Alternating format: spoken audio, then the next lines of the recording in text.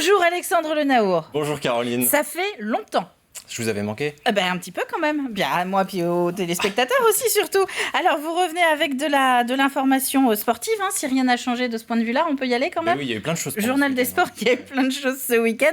À commencer par du football évidemment, c'était le mondial de Montaigu, une 50e édition. Et hier c'était les finales, club et nation. Et oui, l'épilogue de ces 9 jours de compétition. Et la première finale dont on va vous parler, c'est celle du Challenge Club chez les garçons. Les Belges d'Anderlecht étaient opposés à l'Olympique Lyonnais. On le voit ici, le but des Belges qui ouvre le score, mais Lyon va égaliser en fin de match 1 partout. La décision se fera au tir au but, séance parfaite pour les Violets, mais Lyon manque son dernier tir. Le sacre revient donc à Anderlecht et puis place ensuite à la finale du Challenge Nation masculin, l'affiche Angleterre-Japon 0-0 au bout du temps réglementaire. On jouera donc là aussi les tirs au but et c'est l'Angleterre 4-3 au pénalty qui remporte cette 50e édition. À noter aussi un résultat important chez les filles, que l'équipe de France termine deuxième après sa défaite 1-0 en finale face aux États-Unis. C'était dimanche, on le voit ici, le seul but de la rencontre. Et puis enfin, hier après-midi, chez les garçons, les Bleus accrochent la 3e place du Challenge Nation après leur victoire face à la Roumanie 2-0. Ça, c'était pour le football. On va parler de basket à présent avec les filles. On en parlait il y a quelques instants dans le journal. Les filles du RVBC avec un sacré résultat samedi soir aux Oudéry. Et samedi soir, c'était surtout la Red Operation aux Oudéry. Si vous le dites. Tous en rouge, il fallait venir vraiment bien habillé pour ce dernier match à domicile de la saison régulière. L'objectif, c'était renouer avec la victoire et surtout garder une place dans ce top 8, synonyme de play-off. Alors 5 premières minutes assez équilibrées entre les deux équipes, mais une accélération des Tigresses qui va survenir en fin de premier quart-temps pour être à plus 6 après 10 minutes 25-19. À l'entame du deuxième quart, les Ardennaises vont revenir à une longueur du RVBC, 29-28. Les Lyonnaises vont alors enclencher la vitesse supérieure et rapidement distancée leurs adversaires. À la mi-temps, les Vendéennes sont devant 54-37. C'est surtout dans le deuxième acte que les joueuses de Manu Body vont s'envoler. Les Tigresses asphyxient les visiteuses, plus 25 au tableau d'affichage avant les 10 dernières minutes. Une prestation de haut vol pour La Roche qui s'impose finalement 100-59. Un succès acquis notamment grâce à l'excellente Tima Pouille, record de points pour les Lières, 35 unités au compteur. Je vous propose justement de retrouver l'entraîneur des Tigresses, Manu Body. Il était au micro de Thibaut Grasset. On avait une énorme pression sur ce match-là. Voilà, et le groupe continuait de travailler et on sentait que ce match-là était hyper important. Et on l'a bien abordé et on a été bien du début à la fin. Quand j'ai mon équipe qui est comme ça, c'est compliqué de nous arrêter. Mais le problème, c'est qu'on l'a eu trop peu dans la saison et notamment à la maison. C'est une belle victoire d'équipe. Ce qu'on a fait défensivement les a vraiment perturbés. On a eu de l'adresse, on a eu une Tima Pouille extraordinaire ce soir. Voilà, mais il y en a plein d'autres. Il faut vraiment féliciter toute l'équipe.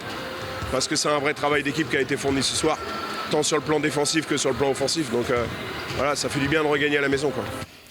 Nous allons partir à Pouzauges à présent. Pouzauges pour parler de handball national 1 masculine. C'est la 22e journée pour l'équipe qui recevait Gien. Exactement, et le PVHB est lui en plein dans la lutte pour le maintien et voulait aller chercher un 3e succès en 3 matchs. Un début de partie assez équilibré. Les deux formations se jaugent véritablement dans ces premières minutes avant un premier fait de jeu marquant à la 12e minute. Le numéro 33 génois reçoit un carton rouge direct suite à cette faute sur Andrea Proachka. Le PVHB va alors en profiter pour se donner un peu de marge. Pouzauges est devant, 14-6, mais Gien termine beaucoup mieux. Les Vendéens ne mènent alors finalement que de 3 longueurs, 14-11 à la mi-temps. Le retour sur le parquet de l'Étoile est très disputé. Gien revient à une petite unité en début de deuxième, 17-16, mais les Pouzaugais vont se remettre en ordre de marche, 20-16, plus 4. Un écart maintenu tout au long de cette deuxième période. Gien manque de répondants. Le PVHB maîtrise son sujet dans un match, on peut le dire, qui a été assez âprement disputé, avec 10 exclusions de 2 minutes et 2 rouges dans ce match, avec une nouvelle disqualification qu'on voit ici. Résultat, une victoire 29-25 des Pouzauges en 12e position. L'espoir de maintien est donc toujours bien là. Le coach Steve Berger avec Sandrine Pelletier. Un match en montagne russe, on a super bien commencé, on a fait 25 premières minutes, franchement défensivement très très fort, on prend 6 buts je pense en 25 minutes. Puis je pose un temps mort pour stabiliser les choses et puis en fin de compte il se passe tout l'inverse. Début de deuxième, fallait surtout qu'on reparte du bon pied, maintenir un écart et ça a oscillé entre 2 et 4 buts. Maintenant on a été solide, jamais ils sont revenus à notre hauteur, jamais ils sont passés devant, donc je pense que la victoire est méritée. Maintenant, quand on fait 25 minutes comme on a fait en première mi-temps, on doit se rendre le match un petit peu plus facile. Et nous allons parler de hockey sur glace à présent. On change de discipline, Alexandre. Division 3, donc c'était les playoffs avec le 8e de finale de retour, La Roche-sur-Yon qui recevait les Bordelais. Et on le sait, l'objectif pour le Hockey, c'est de monter en 2e division. Les Lyonnais vainqueurs 6-4 au match aller face à la réserve de Bordeaux, devaient terminer le travail samedi soir. 2 buts d'avance, donc à l'entame de ce match et rapidement dans cette rencontre, le Hockey va se mettre en confiance avec l'ouverture du score ici par Valentin Jacques à la 7e minute. Le break va lui arriver 5 minutes plus tard par Nikita Kliouef à la 13e. Ça fait 2-0 à la fin de ce premier tiers. Le deuxième acte est lui plus accroché. L'équipe réserve bordelaise est plus vigilante au marquage. Pas de changement donc au tableau d'affichage. Les 20 dernières minutes vont cependant venir confirmer le très bon début de match des Vendéens libérés. Le numéro 88 lyonnais Andrew Donald vient tromper le gardien bordelais. 3-0 puis 4-0 avec cette réalisation de Camille Rajnoa. Andrew Donald fera trembler une dernière fois les filets dans cette partie pour s'offrir un doublé, une victoire nette 5-0. Le Hockey reste donc invaincu et sera bien au rendez-vous des quarts de finale avant d'espérer jouer cette montée en D2 dans le carré final.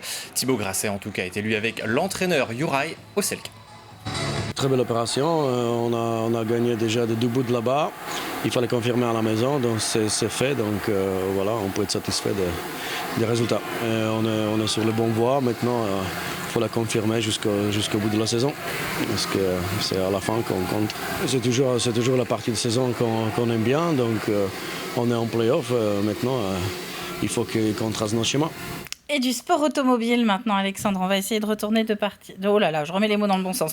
On va repartir maintenant du côté de Bournezeau pour revoir un petit peu plus cette fameuse course de côte dont on parlait dans le journal. C'était la 17e édition ce week-end. Exactement, samedi et dimanche organisé par l'écurie Bournezeau Sport Mécanique. Samedi, place aux essais libres et puis dimanche, les essais chronométrés. Le début des courses à partir de 13h30 avec aussi quelques démonstrations de drift. On vient de le voir, impressionnant. Impressionnant, oui. 75 partants en tout cas pour cette 17e édition qui compte pour la Coupe de France de la montagne. C'est d'ailleurs l'unique course dite de côte dans le département. Un parcours d'1 km 360 et 3 manches à se disputer dans des voitures ouvertes ou fermées, catégorie au choix. Et le plus rapide, c'est Fabrice Gallo avec une moyenne de presque 142 km/h sur le parcours effectué en un temps moyen de 35 secondes. On est même allé encore plus vite sur certains tronçons. C'est ce que nous explique Olivier Gilbert, le président organisateur, au micro de Sandrine Pelletier.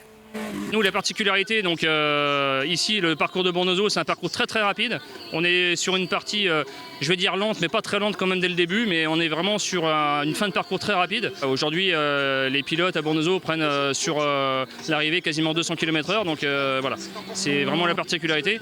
Après, voilà, il y a d'autres épreuves en France où c'est beaucoup plus sinueux, on est vraiment dans des régions montagneuses. Bournezeau, c'est du rapide, et on privilégie aussi l'accueil des pilotes, tout ça, pour que ça se passe bien et dans de meilleures conditions. Et donc, on l'a bien entendu, vous avez parlé du championnat de la Coupe de France de la montagne. Exactement. En Vendée. En Vendée. Et ça on n'est pas à Puy-Crapaud, on est à Bournezeau.